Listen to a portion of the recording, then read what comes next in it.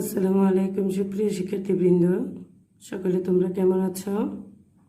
আশা করি প্রত্যেকে ভালো আছো, সুস্থ আছো, নিরাপদে আছো।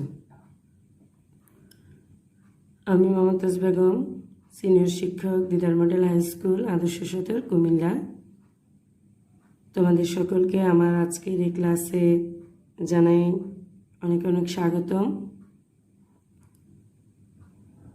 আজকে আমি যে ক্লাসটি নিব সেটি হলো ষষ্ঠ, সপ্তম, অষ্টম, নবম, দশম শ্রেণীর জ্যামিতির প্রাথমিক ধারণার পার্ট 2-এর কোণ সম্পর্কে। তোমরা জানো আমরা গত যে ক্লাসটা আমি দিয়েছিলাম সেখানে কোণের প্রাথমিক আলোচনার মধ্যে 8টি কোণের মধ্যে আমি 4টি কোণ নিয়ে আলোচনা করেছি। আজকে পরবর্তী যে 4টি কোণ আছে সেই 4টি কোণ সম্পর্কে আলোচনা করব। আমি তার আগের যে 4টি কোণ নিয়ে আলোচনা করেছি সেই কোণগুলো সম্পর্কে আবার একটু বলে নিতে চাই। সেগুলো হলো সরল কোণ, সন্নিহিত কোণ, লম্ব সমকোণ, সূক্ষ্মকোণ ও স্থূলকোণ। সুপ্রিয় শিক্ষার্থীবৃন্দ, তোমরা জানো গণিতের এই জ্যামিতির প্রাথমিক এই ধারণাগুলো আমাদের যদি ভালোভাবে জানা থাকে তাহলে আমরা জ্যামিতির যে নৈর্বৃত্তিকগুলো আসে সেখান থেকে আনসার করতে পারবো এবং খুব ভালোভাবে পারবো। ঠিক আছে, তাহলে শিক্ষার্থী বন্ধুরা, চলো আজকে আমরা কোণের যে বাকি যে অংশগুলো আছে সেটি সম্পর্কে জানি। তাহলে কোণের যে বাকি ছিল সে একটা হলো প্রবৃদ্ধি কোণ, পূরক কোণ, সম্পূরক কোণ ও বিপরীত কোণ। আমরা আজকে এই 4টি কোণ সম্পর্কে জানব। ঠিক আছে, তাহলে চলো আমরা যাই। প্রথমে আমরা জানব প্রবৃদ্ধি কোণ সম্পর্কে। প্রবৃদ্ধি কোণ কি? দেখো, আমার এখানে সংজ্ঞাতে বলা আছে 2 সমকোণ থেকে বড় কিন্তু 4 সমকোণ থেকে ছোট কোণকে প্রবৃদ্ধি কোণ বলে। তাহলে আমরা যদি এখন চিত্রটা আঁকি, একটু খেয়াল করে বলা আছে 2 সমকোণ থেকে বড়। সুপ্রিয় শিক্ষার্থীবৃন্দ, তোমরা জানো আমরা যখন সমকোণের সংজ্ঞা পড়েছি তখন দেখেছি 1 সমকোণ মানে হলো 90 ডিগ্রি আর 2 সমকোণ মানে হলো 180 ডিগ্রি। তাহলে এখানে বলা আছে 2 সমকোণ থেকে বড় কিন্তু 4 সমকোণ থেকে ছোট। এখন 4 সমকোণটা আসলে কোনটা খেয়াল করো। আমরা যদি এখানে একটি সরল কোণ আঁকলাম, মনে করো, ঠিক আছে, তাহলে এই যে ছেদবিন্দু এটা এখান থেকে একটা রশ্মি গেল এদিকে, এটা ও নাম দিলাম, এটা নাম দিলাম এ, এটা নাম দিলাম বি। ঠিক আছে, তাহলে এটা হলো একটি সরল কোণ। তাহলে দেখো সরল কোণের এই পাশে কত ডিগ্রি কোণ উৎপন্ন হলো? এই পাশে উৎপন্ন হলো 180 ডিগ্রি। তো ধ্রুব এই পাশেও তো একটা কোণ উৎপন্ন হয়েছে না? এখানেও কত ডিগ্রি? 180 ডিগ্রি। তাহলে 180 ডিগ্রি সমান যদি 2 সমকোণ হয় তাহলে এই পাশের 180 ডিগ্রি সমানও তো 2 সমকোণ। তাহলে 2 সমকোণ, 2 সমকোণে কয় সমকোণ হলো? 4 সমকোণ। এখন প্রবৃদ্ধি কোণ বলতে বলেছে 2 সমকোণের চেয়ে ছোট। 4 সমকোণ তো এটা পুরাটা, তার মানে এটা কিন্তু একটা বৃত্ত। এখান থেকে তোমরা আরেকটা জিনিস জেনে যাবে, এই প্রবৃদ্ধি কোণতে আমরা কিন্তু বৃত্তের কেন্দ্রে যে কোণ উৎপন্ন হয়, বৃত্তের কেন্দ্রে তাহলে কত ডিগ্রি কোণ উৎপন্ন হয়? 4 সমকোণ বা 360 ডিগ্রি কোণ উৎপন্ন হয় বৃত্তের কেন্দ্রে। ঠিক আছে, তাহলে খেয়াল করো, এখন বলা আছে 2 সমকোণ থেকে ছোট বড় কিন্তু 4 সমকোণ থেকে ছোট। এখন যদি আমি কোণটা এখান থেকে আঁকি, মনে করি এখানে আমি একটা বাহু আঁকলাম, সেটার নাম দিলাম সি বাহু। তাহলে খেয়াল করো, এই একটা এখান থেকে গেল এই পর্যন্ত, এতটুকু আসলে এটা 1 সমকোণ। খেয়াল করো, এতটুকু আসলে এটা হলো 1 সমকোণ। কিন্তু কোণটা যদি এখান থেকে এই পর্যন্ত আসে তাহলে কি হচ্ছে? এ ও বি সমান আমরা বলতে পারি এক সরল কোণ বা 2 সমকোণ। ঠিক আছে, কিন্তু আমরা যদি দেখি এ ও সি, তার মানে এই টোটাল এটা কিন্তু 1 সরল কোণের চেয়ে বড়, মানে 2 সমকোণের চেয়ে বড়, কিন্তু 4 সমকোণ তো হয়ে যায় তো এটা পুরাটা মিললে, কিন্তু 4 সমকোণের চেয়ে ছোট কোণকে কি বলে? প্রবৃদ্ধি কোণ। তাহলে শিক্ষার্থীবৃন্দ, তাহলে আমরা বলতে পারি কোণ চিত্রে কোণ এ ও সি হলো একটি প্রবৃদ্ধি কোণ। ঠিক আছে, চিত্রে কোণ এ ও সি সমান কত কি কোণ? প্রবৃদ্ধ কোণ। তাহলে প্রবৃদ্ধ কোণের সংজ্ঞাটা আমরা জানলাম, দুই সমকোণ থেকে বড় কিন্তু চার সমকোণ থেকে ছোট কোণকে প্রবৃদ্ধ কোণ বলা হয়। ঠিক আছে, এবার আমরা জানব পূরক কোণ সম্পর্কে। পূরক কোণ কি? দেখো শিক্ষার্থীবৃন্দ, দুটি কোণের পরিমাপের যোগফল এক সমকোণ হলে কোণ দুইটির একটি অপরটির পূরক কোণ। তাহলে বলা আছে, খেয়াল করো, দুটি কোণের পরিমাপের যোগফল। তাহলে যদি আমরা এখানে দুটি কোণ আঁকি, মনে করো আমি একটি সরল রেখা আঁকলাম, এটি একটি সরল রেখা।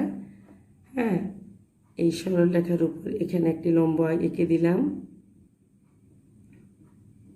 তাহলে এ ও একটি লম্ব, এটার নাম দিয়ে দিলাম বি। তার মানে খেয়াল করে এটা একটা কোণ হয়ে গেল। আর এখান থেকে আমি আরেকটা রশ্মি এঁকে দিই, যেটার নাম দিয়ে দিলাম আমি সি। তাহলে খেয়াল করো, বলা হয়েছে দুটি কোণের পরিমাপের যোগফল। তার মানে এ ও সি একটি কোণ, ঠিক আছে, আবার বি ও সি এটা হলো আরেকটা কোণ। শিক্ষার্থীবৃন্দ খেয়াল করো, তাহলে এই এ ও সি কোণ এবং বি ও সি কোণ, এই পুরা কোণটা যদি আমরা যোগ করে দেই তাহলে কি হবে? এক সমকোণ হবে। তাহলে কোণ এ ও সি এটুকু প্লাস এটুকু, তার মানে দুটি কোণের পরিমাপের যোগফল কত হইল?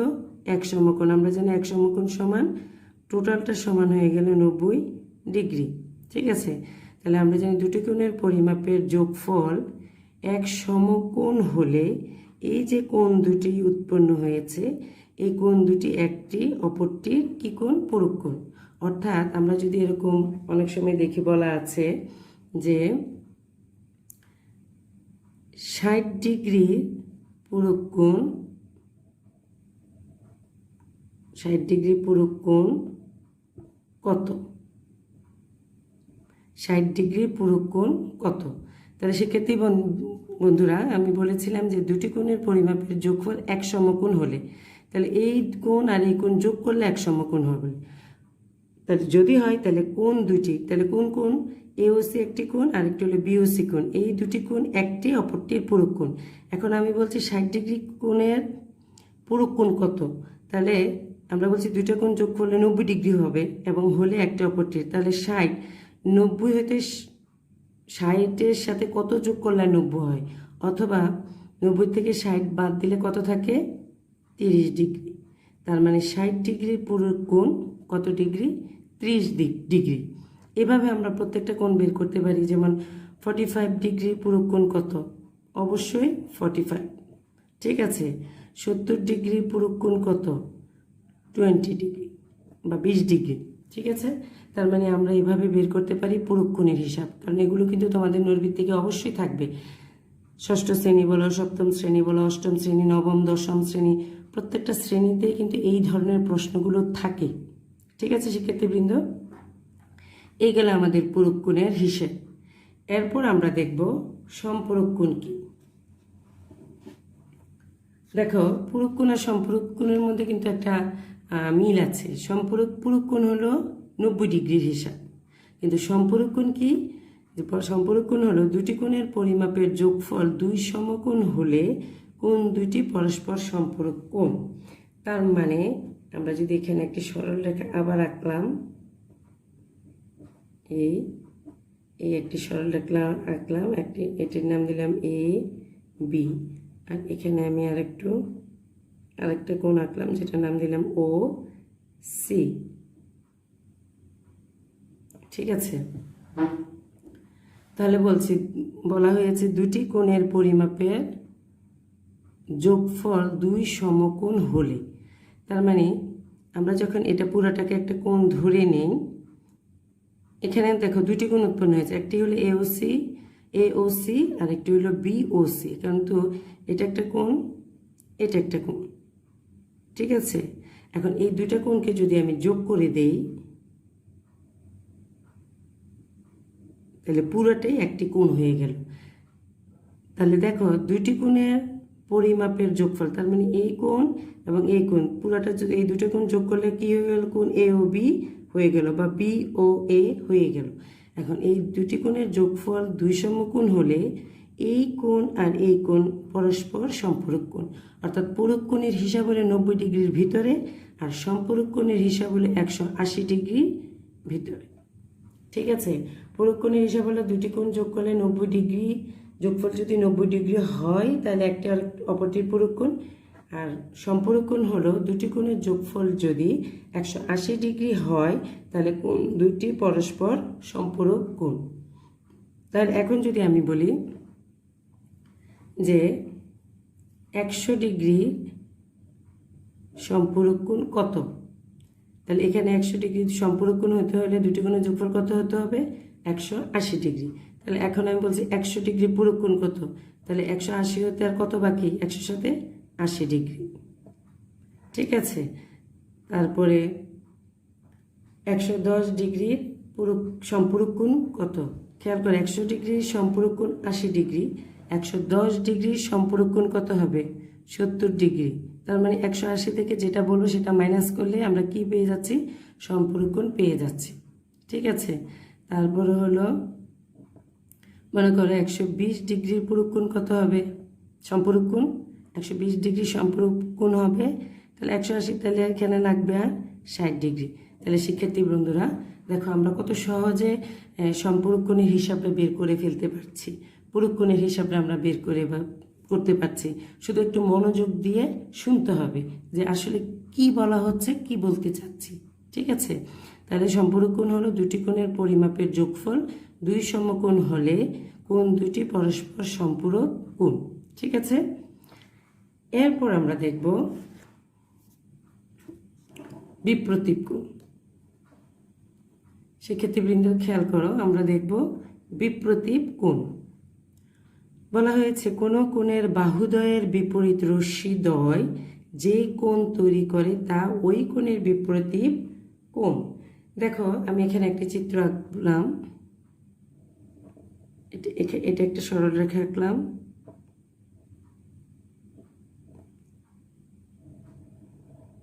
এদিকে আরেকটি সরলরেখা আঁকলাম। তাহলে এটার নাম দিলাম আমি এ বি, এটার নাম দিলাম সি ডি। এই দুটি সরলরেখা যে ছেদবিন্দুতে মিলিত হলো সেটার নাম দিলাম আমি ও। ঠিক আছে, তাহলে দেখো আমরা বলেছি কোন কোণের বাহুদ্বয়ের বিপরীত রশ্মিদ্বয় যে কোণ তৈরি করে তা ওই কোণের বিপরীত কোণ। তাহলে আমরা যদি চিত্র একটু খেয়াল করি, এখানে দেখো ও এ এবং ও বি পরস্পর বিপরীত রশ্মি, কারণ ও এ বিপরীত রশ্মি হলো ও বি, আবার ও সি এর বিপরীত রশ্মি হলো ও ডি। এখন এই বিপরীত রশ্মিদ্বয় আবার ও সি, এটা বললাম। এখন কোণ বি ও ডি, তার মানে এই কোণটা কোণ এ ও সি কোণের বিপরীত কোণ, কারণ বলা হয়েছে কোন কোণের বাহুদ্বয়ের বিপরীত রশ্মিদ্বয়, তার মানে এই ও এ এবং ও সি যে রশ্মিদ্বয় বিপরীত রশ্মিদ্বয়, ফলে এখানে একটা কোণ আর এখানে একটা কোণ উৎপন্ন হয়েছে বিপরীত রশ্মিদ্বয়। তাহলে খেয়াল করো ও এ এবং ও বি, আবার ও সি এবং ও ডি, এই প্রত্যেকটা বিপরীত রশ্মিদ্বয়ের ফলে বাহুদ্বয়ের বিপরীত রশ্মিদ্বয়ের ফলে যেই কোণ উৎপন্ন হয় সেটাই কিন্তু বিপরীত কোণ। তার মানে কোণ বি ও ডি এর বিপরীত কোণ হলো এ ও সি, আবার কোণ এ ও ডি এর বিপরীত কোণ কিন্তু বি ও সি। ঠিক আছে শিক্ষার্থীবৃন্দ, তার মানে কোণ বি ও সি, কোণ এ ও ডি, কোণ বি ও সি ও কোণ এ ও ডি এর একটি অপরটির বিপরীত কোণ। আমরা আবার বলতে পারি যে দুটি সরলরেখা কোনো বিন্দুতে পরস্পরকে ছেদ করলে ছেদবিন্দুতে যেই চারটি কোণ উৎপন্ন হয়, বা এখানে দুই জোড়া কোণ কিন্তু উৎপন্ন হয়েছে।